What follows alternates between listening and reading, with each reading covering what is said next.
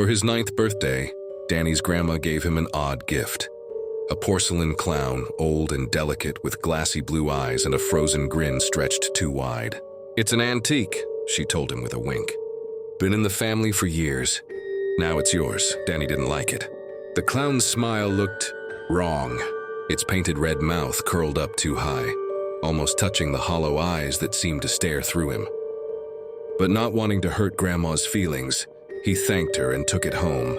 That night, he placed the clown on the small shelf across from his bed and climbed under the covers. He stared at it for a long time, its pale face glowing softly in the moonlight through the window. Trying to shake the unease, Danny closed his eyes and pulled the blanket to his chin. Then he heard it, a faint giggle. High-pitched, slow, almost like it was coming from a wind-up toy. He froze, another giggle, louder this time. Danny opened his eyes. The clown was no longer on the shelf.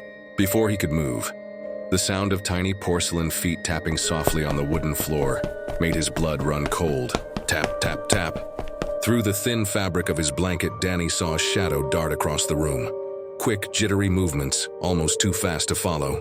Another burst of that awful, tinkling laughter filled the room. Panicked, he pulled the blanket over his head, heart thudding so loud it echoed in his ears. Then the taps grew louder. Closer, tap, tap, tap. Right next to his bed, Danny held his breath, silence. Then, right by his ear, beneath the blanket, he.